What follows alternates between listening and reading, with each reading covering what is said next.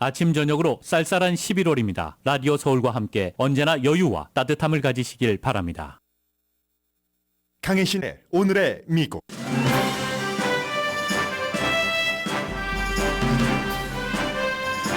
바이든 대통령과 시진핑 주석 회담의 가장 큰 성과는 다시 대화하기로 합의한 겁니다. 군사 핫라인도 오픈되는데 문제는 언제까지 지속될지입니다. 미국에서 가장 유명한 시사 토크쇼 진행자 스티븐 코베르는 어제 회담 결과를 He said, she said라고 표현을 했습니다.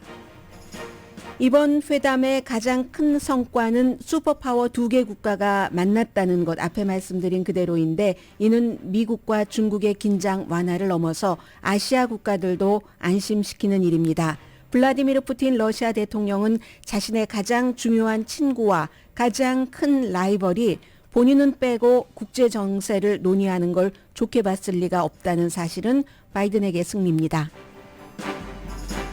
가자지구 알시파 병원에 진입한 이스라엘군은 하마스와 하마스가 잡고 있는 인질을 병원에서 찾지 못했습니다. 이스라엘은 일부 무기와 방탄복 등을 하마스가 기거한 증거라고 내놨지만 하마스는 부정합니다. 가자 북부의 전투는 거의 끝난 듯 보입니다. 이스라엘은 하마스 지도자를 잡지 못한 채 국제사회의 압박을 받고 있습니다. 연방 상원은 압도적 표차이로 하원을 통과한 정부 폐쇄를 막는 안을 역시 통과시켰습니다. 바이든 대통령 곧 서명하게 됩니다. 스타벅스 직원이 오늘 최대 규모의 파업을 합니다. 독일에서 37개 연구 발표를 분석한 결과 고기와 우유 제품, 가공하지 않은 여러 가지 식품과 곡물 등을 트레이드를 하면 대체하면 심장질환과 후천성 당뇨를 크게 줄인다는 결과가 나왔습니다. 코비드 부스터와 독감 접종도 함께 하는 게 따로 하는 것보다 효과가 좋다는 결과도 나왔습니다. 여러분 안녕하십니까? 오늘의 미국 강혜신입니다. 네, 이제 여러 가지 얘기들이 굉장히 많죠. 중국과 그 미국 정상들이 회담을 한 것은 이건 뭐 국가별로도 그렇고 한국도 중국과 미국이 점점 긴장 상태가 되면은 둘 사이에서 어떻게 해야지 되는가 굉장히 고민스럽잖아요. 윤석열 대통령과 시진핑 주석의 회담이 잡혔는지 잘 모르겠습니다. 제가 그걸 확인은 못하고 들어왔고요. 일본은 오늘 시진핑 주석과 일본 총리가 만나는 것으로 지금 확정된 것으로 알려졌고 4시간 넘는 그 긴 미팅 1년 만에 뭐 두 사람 물론 10년 전부터도 다 잘 알고 있었던 사이지만 어제 제가 밤에 그 시사 토크쇼를 본 것부터 여러분들께 좀 전해드리겠습니다. 아마 이 사람이 가장 제대로 표현을 하지 않았는가 생각이 됩니다. 1년 만에 두 사람이 만났는데 할 말도 많았죠. 뭐 무역 무슨 뭐 대만 문제라든가 첨단 기술 이전이라든가 그리고 올여름에 누가 더 더웠는가 기후변화를 얘기를 하는 거잖아요. 그런 문제. 그런데 미팅하기 전에 두 나라가 막 기대 수준 낮춰서 뭐 여러 가지 좀 쿨한 표정을 하려고 했던 것도 잘했고 왜냐하면 무슨 일이 일어나더라도 본인들에게 유리하게 말하면 되니까. 그래서 우리가 뉴스를 얘기할 때 항상 he said, she said라고 얘기를 하잖아요. 저 사람과 이 사람 말이 똑같은 상황에서 뭐 꼭 뉴스에서만 그렇겠습니까? 같은 현상인데도 이 사람이 말하는 게 다르고 이 사람이 말하는 게 달라서 양쪽 말을 다 들어봐야지 된다는 것 아니겠어요? 때로는 또 슬쩍 눈 감아주기도 합니다. 저 사람이 사실과 다른 얘기를 할지라도 국내용으로 쓰세요. 중국은 중국대로, 미국은 미국대로 국내용으로 쓰세요. 했었다는 게 어제 그 스티븐 콜베르가 본인의 시사쇼에서 한 얘기입니다. 그래서 바이든을 he, 시진핑을 she, 왜냐하면 she를 she라고 미국 사람들 발음할 수도 있잖아요. 그래서 he said, she said다 이렇게 표현을 했습니다. 스티븐 콜베르의 얘기인데요.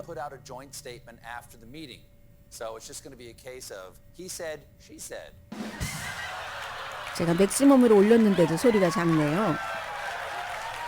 그랬더니 이제 막 밴드 여러분들 그 이제 베스트라고 하면서 he said, she said 하니까 이제 굉장히 이제 뭐죠?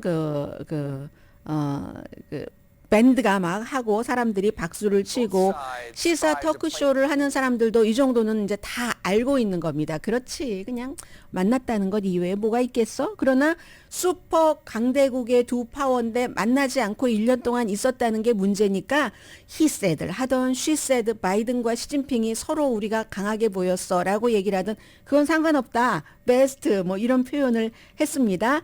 그래서 이코노미스트 같은 경우는 대화의 즐거움, 이거 무슨 책 제목 아니었던가요? 대화의 즐거움을 두 사람이 발견을 했다. 뭐 이런 얘기. 물론 몇 가지 성과는 있었습니다. 성과를 조금 말씀을 드리고 그리고 이제 이것의 진짜 의미, 좀 온건한 합의라고 할까요? 뭐 다 미국이 가져간 것도 아니고 중국이 다 가져간 것도 아니고 실제로는 이루어졌다는 게 우리 대화하자. 군사 핫라인 다시 오픈하자. 뭐 이 정도였으니까 온건한 긴장을 완화하기 위한 가로 열고 가로 닫고 온건한 합의다 해서 바이든 대통령은 미국의 he said입니다. 펜타닐을 만드는 화학품을 중국이 규제하기로 했다. 미국 사람들 굉장히 좋아하죠. 그리고 이제 오해로 인한 사고를 막기 위한 군사 핫라인을 재가동하기로 했다. he said입니다. 그 다음에 시진핑 she said는 미국의 수출 컨트롤을 막 하는 것을 우리 시진핑 중국 국가주석이 엄청나게 비난을 했습니다. 컴퓨터 칩 등등이요. 그리고 대만에 무기를 보내지 말라고 강조를 했습니다. 이건 이제 she said, 시진핑 said인 겁니다. 공개석상의 모습은 아주 잘 연출됐죠. 샌프란시스코에서 살고 계시는 분들은 잘 알고 계시겠지만 이게 지금 아시아 태평양 경제협력체 회의인데 그 아시아 태평양 경제협력체 그 회의에 본래의 회의보다 이렇게 사이드 미팅 4시간이나 된 슈퍼파워 강대국의 사이드 미팅이 또 샌프란시스코에서 잘 알려진 어떤 부자가 만들어둔 뭐 엄청나게 큰 그 집에서 이루어진 거 바이든이 기다리고 시진핑이 늦게 오는 거 늦게 오라고 하고 웃으면서 만나고 아주 연출을 아주 잘했습니다. 연출을 잘해서 텔레비전에서 긴장 완화라는 것을 충분히 보여주고 나서 회담장에 들어가서는 이제 또 서로 할 얘기를 한 거죠. 분쟁이 아닌 경쟁이다. 바이든 대통령의 얘기입니다. 분쟁이 아닌 경쟁이다. 라고 얘기를 하면 시진핑 중국 국가주석은 세계는 너무 넓어요. 우리가 경쟁할 필요도 없습니다. 세계는 2개의 슈퍼파워 국가가 있기에 충분할 만큼 넓다. 우리는 둘이 이미 다 미국과 동등한 슈퍼파워다. 이런 얘기를 했습니다. 그리고는 이제 공개 성명은 어제 말씀드린 대로 발표하지 않기로 했죠. 당연하죠. 뭐 뚜렷하게 손에 잡히는 게 없는데 무슨 공개 그 공동 기자회견을 하겠습니까? 이제 시진핑이 여러 이제 줄줄이 엮여져 있는 그런 그 회의에 참석을 하게 되고 뭐 미팅에 그 사이에 이제 미국 대통령은 따로 기자회견을 하는데 그 기자회견에서 이 얘기를 한국에서 뭐 바이든 대통령이 다시 시진핑을 금방 좋게 회담하고 나서 독재자라고 했다. 거기까지만 얘기를 해주니까 그게 아주 이상하게 들리거든요. 거기에는 이유가 있는 겁니다. 바이든 대통령이 지난 6월에 이어서 또다시 시진핑 주석을 우리 회의 아주 좋았다라고 얘기를 하고 나서 독재자라고 했습니다. 그런데 그게 왜 그렇게 된 거냐면요. 기자들하고 회견을 하는데 어느 기자가 물어봤습니다. 지금도 시진핑을 독재자라고 생각하십니까? 미스터 프레지던트 하니까 네. 그래 보입니다. 이거 굉장히 위험을 택한 것이기도 해요. 누구는 maybe 무슨 음모론을 잔뜩 얘기를 하는 언론 매체를 본다면 바이든 또 뭐 말실수했다 이렇게까지 말할지 모르겠지만 바이든 대통령이 이 부분에 대해서는 그냥 솔직하게 그러나 위험을 택하면서 말을 한 겁니다. 네, 시진핑이 독재자처럼 보입니다. 왜냐면요. 중국이라는 나라는 우리와 정부의 형태가 다르잖아요. 형태가 다른 공산주의라는 정부의 형태를 띠고 그런 국가에서 그 공산주의를 운영하는 사람이라는 점에서는 독재자, 딕테이터인 것, 네, 맞습니다. 라고 얘기를 한 겁니다. 그러니까 이제 그 뒤에 이제 여러 가지 사족은 여러분들이 떼고 그냥 그 정도가 어제 있었던 것이다 라고 생각을 하면 되고요. 중국에서는 시진핑 주석이 엄청 터프했습니다. 항상 국제적인 미팅이 끝나고 나면은 he said, she said 그 나라에서 국민들에게 하는 말이 있기 때문에 굉장히 터프했고 특히 대만 이슈에서 우리 시진핑 주석이 너무나 터프했습니다. 중국은 반드시 통일할 겁니다. 이렇게 얘기를 했어요. 그리고는 이제 마지막에 뭐 워싱턴 내셔널주에서도 팬다가 마치 얼마 전에 중국이 확 뺏어가 버린 것처럼 뭐 이렇게 됐는데 뭐 계약을 한 그런 기간도 있었고 또 나이가 그 정도 되면은 또 원래 살던 그런 곳으로 갖는 게 맞답니다. 그러니까 이번에 회담이 괜찮았다 하는 것을 나타내기 위해서 다시 또 다른 팬더를 미국으로 보낼 수도 있다. 이제 이런 얘기가 나왔고요. 사실 이걸 보면은 어제 다른 나라에서도 조금 안심을 할 만하고 누구는 막 분통 터질 만하고 하는 그런 일들을 제가 모든 매체의 보도를 종합을 해서 전해드리겠습니다. 미국과 중국에 지금 이루어지고 있는 이 세계사는 너무나 중요하기 때문에 지난 몇 개월 동안 중국 매체에서 미국을 엄청 비난을 했습니다. 미국이 뭐 중국에 대해서 경제적인 여러 가지를 하는 거 개다대고 이제 영토까지 포위하려고 하네 뭐 등등의 얘기. 그러다가 11월 달에 싹 분위기를 바꿉니다. 이제 그때는 이미 시진핑 주석과 바이든 대통령이 만나기로 합의를 한 거죠. 신냉전을 말이야 미국이 만들고 하다가 그걸 싹 없애면서 미국과 중국은 2차 대전에서 일본과 싸운 공통의 역사를 가지고 있다. 그리고 이제 오늘 일본 총리와 시진핑 주석이 만나는 거예요.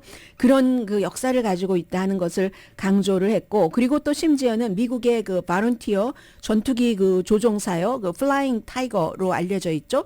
아주 그런 그 조종사의 역할을 강조하기도 하고, 그리고는 이제 이번에 아이오와주 뭐 사람들도 어제도 초대하고 뭐 방문도 하고 했잖아요. 시진핑이 본인이 예전에 있었을 때 아이오와 감자밭 거기 가서 도움도 받았고 했었다는 것을 굉장히 강조한 것. 1985년이었습니다. 그런 것.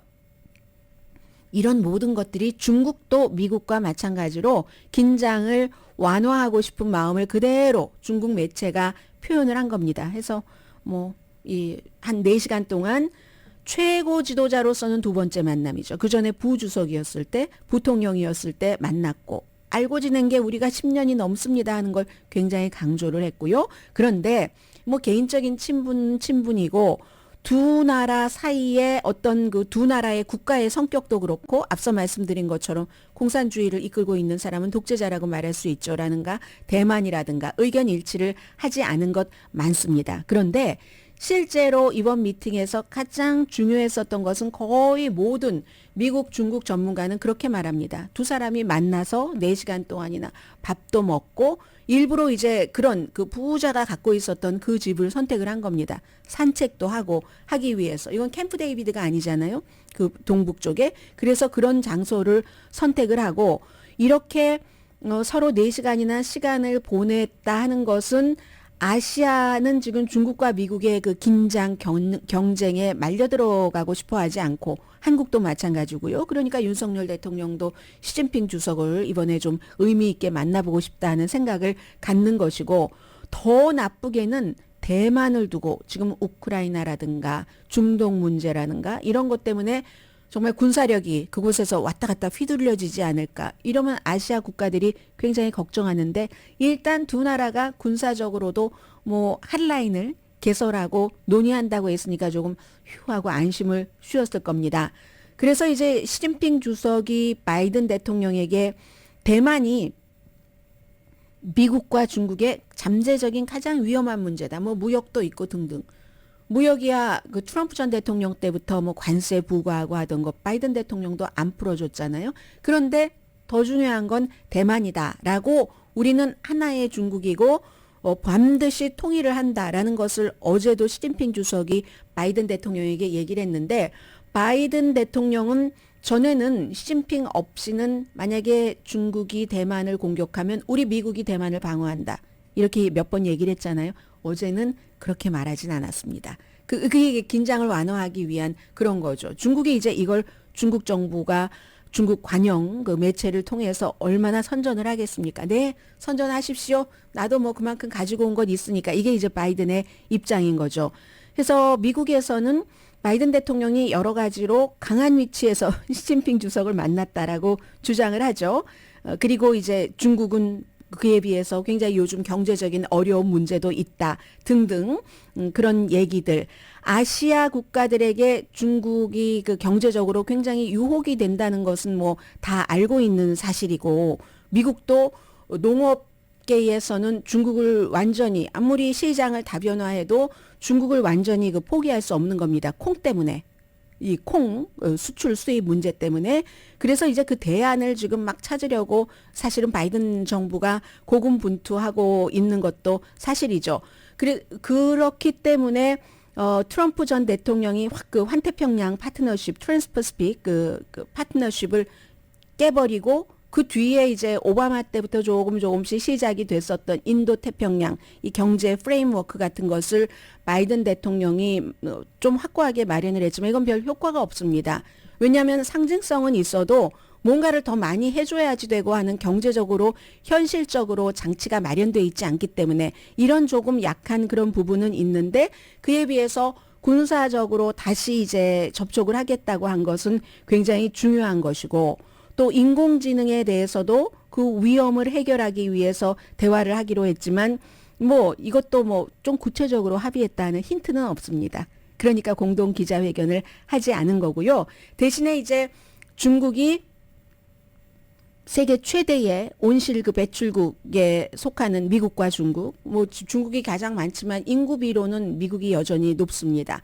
그런 것들. 그래서 이제 재생에너지로 중국이 돌아가기 위해서 미국이 좀 뭔가를 도와준다는 것, 이런 것들 발표하진 구체적으로 발표를 하진 않았지만 외교 문제에는 또 국가적인 여러 가지 때문에 발표하지 않는 비밀에 붙여지는 것들이 있잖아요. 뭐 시한을 정해놓고 아마 미국이 많이 도와준다고 했을 것으로 전문가들은 보고 있습니다. 대신에 중국은 미국 대통령이 펜타닐을 만드는 그 재료 자체가 중국에서 굉장히 많이 나와서 일부는 멕시코로 갔다가 거기서 완제품이 만들어져서 미국에 오기도 하고 요즘은 뭐 다른 목적으로 미국으로 그 원료들이 들어와서 미국에서 제조되기도 하고 이것 자체를 중국에서 규제를 할 수 있습니다. 안 한 것뿐이지. 그거를 중국이 해주기로 약속했다는 것을 지금 엄청 강조를 하는 거죠. 매년 7만 명이 펜타닐로 숨지는데 이 속도는 점점 빨라질 겁니다.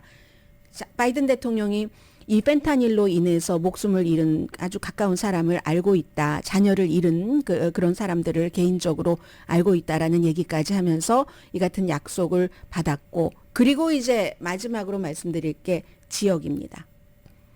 바이든 대통령이 중국에 당연히 우크라이나에 뭐 강한 무기 보내지 말아라. 그리고 이제 이란과 중국이 조금씩 친해지고 있으니까 이란도 뭐 중동 문제에 깊이 끼어들도록 어떤 허용하지 말아라. 이건 부탁 내지는 요청을 했겠죠. 그런 것들. 물론 동의를 하지 않았을지도 모르지만 그럼에도 불구하고 4시간이나 만나서 이런저런 얘기를 주고받고 밥도 먹고 점심 저녁에는 이제 시진핑 중국 국가주석이 돈 벌어야 되니까요. 그 헤드 테이블에 뭐 4만 불씩 내고 밥을 먹고 2,000불 내고 얼마나 많이 모였겠어요. 거기에 몇백 명은 되지 않았을까요? 큰 홀에. 그래서 돈 벌어야지 되니까 점심에 이제 바이든 대통령과 시진핑 주석이 이제 밥을 먹었는데 그 밥 먹는 것을 보고 산책하는 것을 보고 가장 싫어했을 사람이 누구겠습니까? 블라디미르 푸틴이겠죠. 블라디미르 푸틴에게는 지금 시진핑 중국 국가주석이 가장 중요한 친구입니다. 그리고 미국의 바이든 대통령이 가장 중요한 라이벌입니다. 물론 미국의 푸틴보다 더 큰 라이벌은 시진핑이지만 푸틴이 생각할 때 가장 큰 라이벌은 바이든입니다.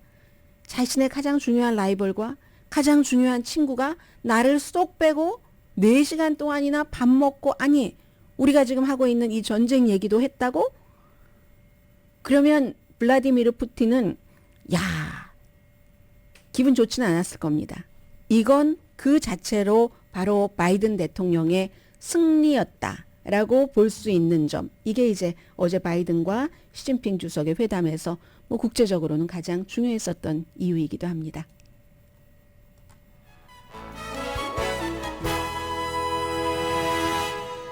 오늘의 미국은 전문가가 추천하는 이민법, 가정법 전문 재인정 종합법률사무소, 총 20억 달러 승소, 교통사고와 상해 전문 브라이언 타필라와 CG 변호사 그룹, 코지다운 갤럭시 이불은 잠이 솔솔 오게 하는 기능성 거위털 이불로 독일 회사와 함께 생산합니다. 코지다운 갤럭시 이블 공동 후원입니다. 잠시 뒤에도 이제 전문가들은 이 이스라엘의 가자 침공이 전투 자체로는 북쪽에선 끝났다고 보거든요. 그럼 그 다음에 이 일이 어떻게 진행될지가 궁금하지 않으세요? 잠시 뒤에 전해드립니다.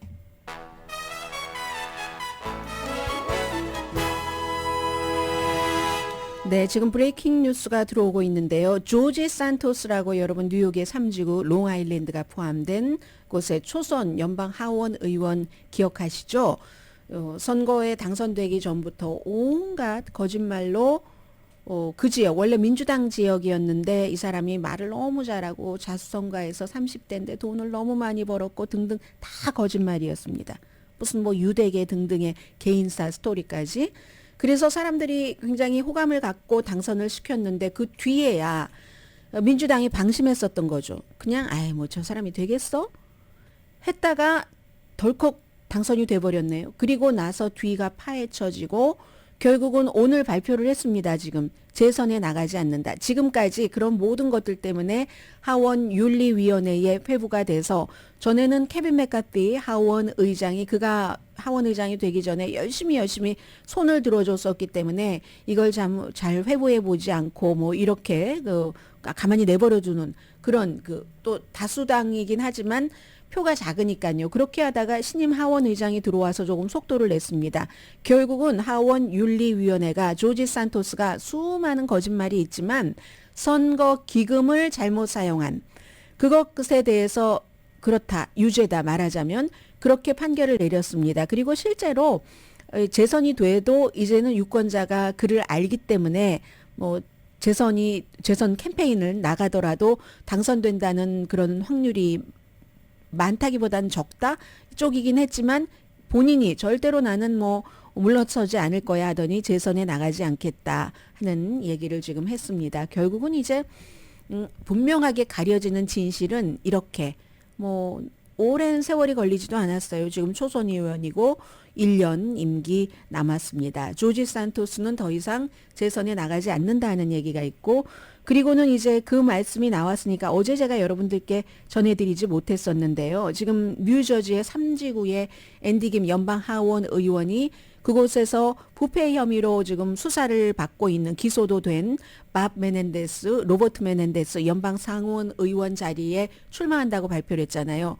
그리고 또 다른 사람이 민주당에 있었고 또 다른 사람이 준비 중이고 또 다른 사람이 뉴저지의 주지사 테미든가요? 포스트네임이 58세의 테미 머피 맞네요. 공직 출마 처음 하고 남편이 6년 뉴저지 주지사로 일하고 있는데 굉장히 활동적인 뉴저지주의 그 퍼스트 레이디고요.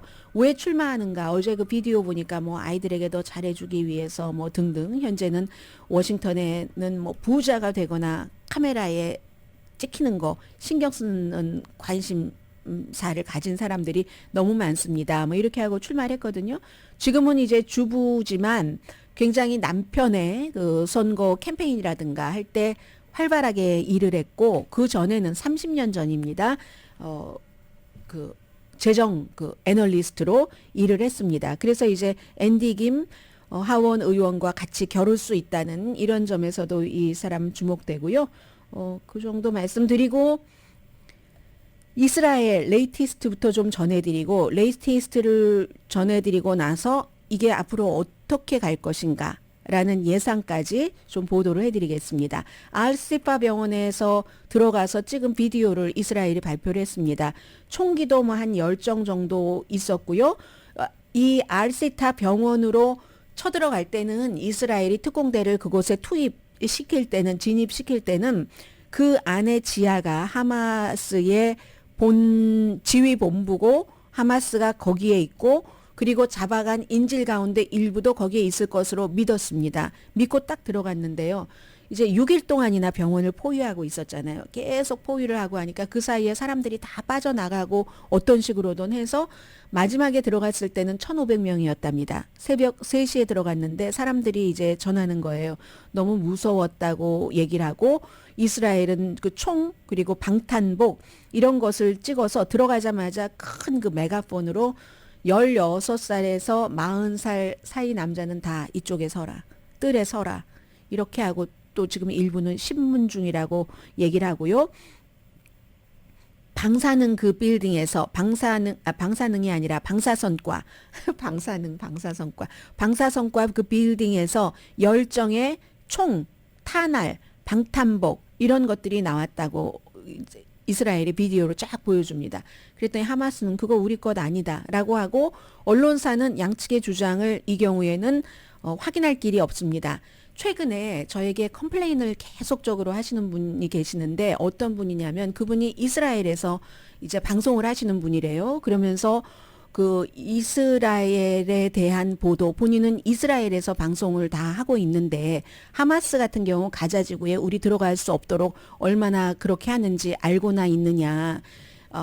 그 잘 모르면서 이스라엘에 대해서 굉장히 그 팔레스타인에 너무 그 포커스를 두고 보도를 하고 이스라엘에 대해서 너무너무 나쁜 보도를 한다고 굉장히 강한 불만을 해주셨는데요. 그런데 이제 그분께 말씀을 드립니다. 이스라엘이 이렇게 얘기를 하는 거잖아요. 그러나 언론사로서는 때로는 이스라엘이 주장하는 것을 다 확인을 할 수가 없고 하마스가 주장하는 것을 다 확인을 할 수가 없고 오히려 가자 지구에 못 들어가고 이스라엘은 이스라엘이 웰컴해서 기자들에게 하잖아요. 그게 어쩌면 이스라엘의 홍보물을 선전하는 도구로 활용될지도 모릅니다. 물론 그 가운데는 기꺼이 나는 종교가 그러니까 하면서 기꺼이 이스라엘과 일심동체가 돼서 이스라엘을 홍보할 수도 있겠습니다. 그러나 본인도 그럴 수도 있다는 사실을 알고 있어야 된다는 것. 제가 왜 이 말씀을 드리냐면 언론사는 현재는 이 부분에 대해서는 이스라엘과 하마스의 양측 주장을 확인할 길이 없습니다. 현재는 그렇고요. 그리고 하마스가 50명의 인질을 석방하는 뭐 이런 안에 합의를 했습니다. 여성과 어린이고 대신에 이제 사흘에서 5일 정도 휴전을 해주고 이스라엘 감옥에 갇혀 있는 팔레스타인 어린이와 여성들도 이제 서로 교환하기로 하고 인도적인 지원도 조금 해주는 것. 그런데 이스라엘이 만약에 어제 그 병원에서 총 열정이랑 뭐 여러 가지를 찾았다고 하잖아요. 그런 것들이 절대로 국제적인 센티멘트에 영향을 안 미치는 것으로 보입니다. 국제 지원은 이스라엘에 대한 심적이나 군사적인 지원이 계속 줄어들고 있고 이렇게 될 땐 이스라엘이 얼마나 공격을 할지 알 수 없습니다. 뭐 바이든 대통령은 두 개의 나라를 지지한다. 팔레스타인과 이스라엘. 그리고 그런데 동시에 이스라엘이 가자를 다시 점령하는 것은 안 된다 하면서도 휴전은 거부하고 있잖아요. 그리고는 이제 지금 미국 텔레비전에도 오늘 아침에도 CNN 방송에 보면은 이런 것을 많이 보도를 합니다. 인질로 잡혀간 사람이 240명 되니까 그 가운데는 3살짜리 여자아이가 어머니 아버지가 이 3살짜리 여자아이가 보는 앞에서 숨졌고 하마스가 살해한 거죠. 그리고 이 아이를 납치해 갔다. 이게 얼마나 대단한 일이냐. 이런데도 뭐 팔레스타인 사람들이 잘 뭐 처우를 받아야 된다고 생각하느냐라고 얘기하시는 분들은 많으신데요. 그렇기 때문에 전쟁에서 대칭을 얘기를 하는 겁니다. 전쟁법에서.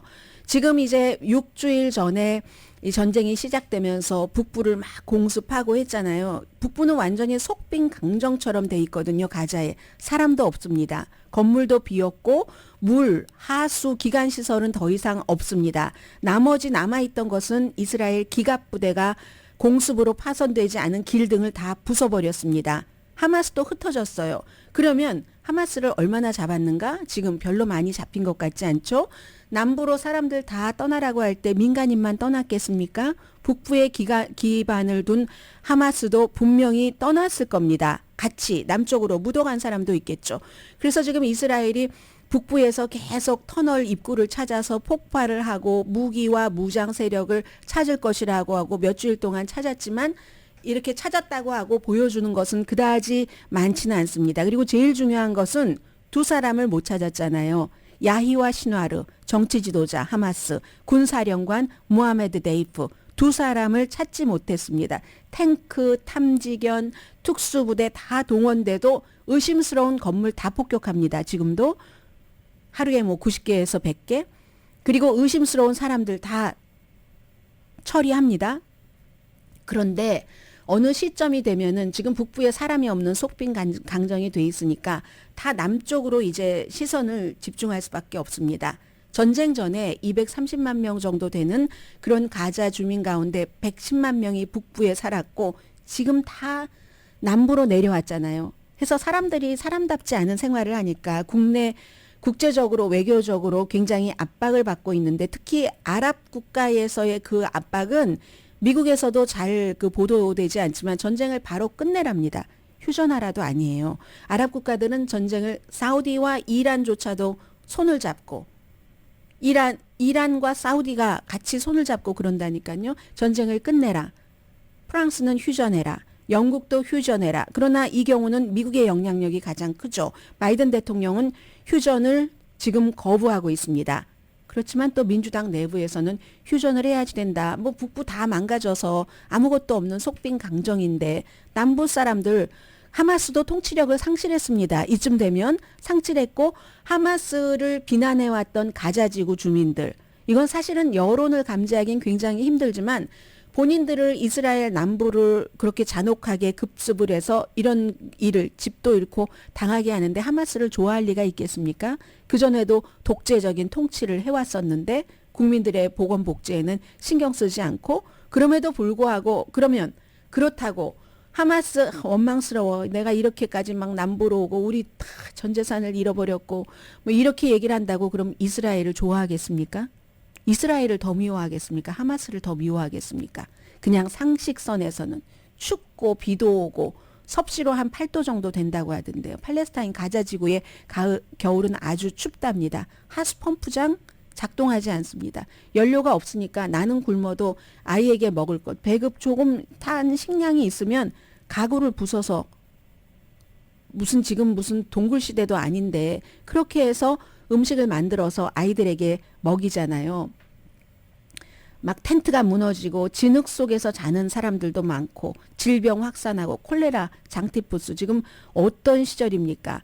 그래서 이제 네탄야후의 극우 정당이 보급하지 말아라. 쟤네들 인도주의적인 차원, 우리가 당한 거 봐. 보급하지 말아라 하는 거거든요. 해서 제가 대칭을 말씀드리는 겁니다. 이미 숨진 사람 숫자도 1000대 대 10,000대잖아요. 다친 사람도 10배 이상 많이 했잖아요. 그렇기 때문에 지금 같아서는 덜 잔인한 전쟁이 압박을 줄인다. 팔레스타인 주민의 고통만 줄이는 게 아니라 이스라엘에 대한 적대감도 줄일 수 있다고 보는 거죠. 그리고 제가 이제 제 마음이 가는 것 하나는 지금 이제 북부 사람들이 다 그 남부로 내려와서 그 도시가 칸 유니스라는 그 난민촌이 있는데 이곳에도 사람들이 많이 모여 있죠. 그런데 이 난민촌에서 지금 이스라엘이 그토록 찾고 있는 두 사람, 하마스의 지도자 아히야 신와르, 무하메드 데이프 두 사람이 난민촌에서 자랐습니다. 그리고 제가 야히야 신와르가 이 난민촌에서 태어났는지는 확인하지 못했는데 무하메드 데이프는요. 바로 어머니 아버지 때부터 이스라엘에 쫓겨서 이 난민촌으로 왔고 저쪽 예루살렘 북쪽에 살다가 난민촌으로 왔고 이 난민촌에서 지금 군사령과 무하메드 데이프가 태어난 겁니다. 그러면 또다시 대를 이어서 지금 난민이 되고 있는 거잖아요. 바이 이스라엘에 의해서 팔레스타인이. 그렇게 될 때 이 하마스 때문에 우리가 이 고생을 한다. 그럼 이스라엘을 예뻐하지 않는다. 이 난민촌에서 자라면서 또 다른 지금 하마스의 통치력을 많이 부쉈다곤 하지만 또 다른 아히야 시나르, 무하메드 데이프르가 이 난민촌에서 태어나지 말라는 법이 어디 있겠습니까? 이 두 사람은 어렸을 때부터 아주 절친한 친구였었거든요. 이게 지금 이스라엘의 사태다라고 말씀드립니다.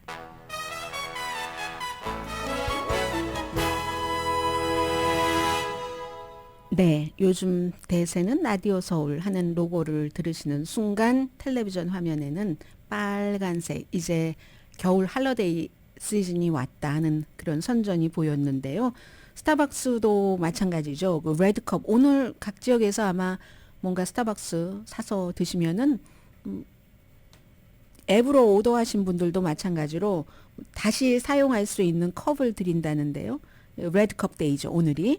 레드컵 데이고, 그리고는 이 레드컵 데이인데 스타벅스의 직원들이, 바리스타들이 특히 오늘 파업을 합니다. 뭐 전체적인 매장에서 파업하는 건 아니고요. 제가 쭉 찾아봤더니 주로 이제 필라델피아, 시카고, 뭐 알칸소, 콜로라도주도 있었고, 사우스캐롤라이나주의 스타벅스 그 바리스타가 파업하는 곳이 많았고요. 캘리포니아는 북가주에는 있었는데 서든 캘리포니아주에서는 제가 찾아보지 못했습니다. 쭉 한 번 봤기 때문에. 그래서 여러분들 뭐 커피 사 드시는데 큰 지장은 없으실 것 같은데, 아무튼 이렇게 뭔가 이제 직원 배치, 스타벅스 같은 데는 시간 같은 것도 좀 일정하지 않을 수가 있으니까 그런 것을 이제 직원 입장에서 좀 합리적으로 하자 하고 회사 측과 합의를 하는, 교섭하는 거죠. 그런 그 요구를 하고 있답니다. 360개 스토어에서 한 9천 명 이상 스타벅스 그 노조원이 있다고 하니까 스타벅스도 이 노조 막기 위해서 엄청나게 애를 쓰더니 역시 한번 시작하니까 좀 빨리 되네요. 아마존도 마찬가지였었고, 그리고 지금은 신문에 대해서 좀 말씀드리겠습니다. 제가 이 기사를 쭉 보면서 로컬 신문이 있다는 건 참 행복한 거구나 하는 생각을 해봤었는데요. 2005년도에 미국에 있었던 로컬 신문들, 말하자면 뭐 한국일보도 로컬 신문이 되겠죠. 이런 그 로컬 신문들이 3분의 1이 2024년도 내년도에는 사라진답니다. 2005년에서 2024년 하면은 23년 사이에 3분의 1이 지금 사라진다는 거거든요.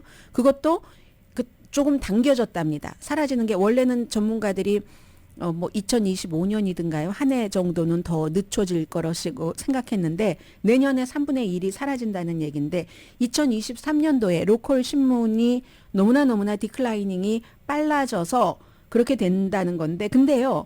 이렇게 로컬 신문이 없어지면은 대부분 커뮤니티는 온라인에서도 대체 신문을 얻지 못합니다. 그리고 여러분들께서 이제 한국일보를 보시면 디지털로 보시는 분들도 계시고 신문으로 보시는 분들도 계실 텐데, 신문과 디지털에 다 장단점이 있고 모든 것이 다 디지털에 담길 수는 없고, 그리고 담겨 있는 것도 어떤 때는 또 좀 안 보이고 해서 찾기 힘든 경우도 있습니다. 신문은 역시 페이퍼의 그 기능이 확실하기는 한 것 같아요. 어느 정도 완벽하게 디지털로 전환되기 전에는. 그리고 이 세상에 현재 신문의 역사가 얼만큼 긴데 그 몇백 년의 역사를 불과 얼마 되지 않은 디지털로 다 완벽하게 옮겨 담은 신문은 없으리라고 봅니다. 물론 디지털 장점도 있고 페이퍼의 장점도 있고, 그렇게 해서 노스웨스턴 그 저널리즘과가 아주 그 중요한 그런 그 학교잖아요. 거기서 새로운 보고서를 지금 만든 겁니다. 미국에 지금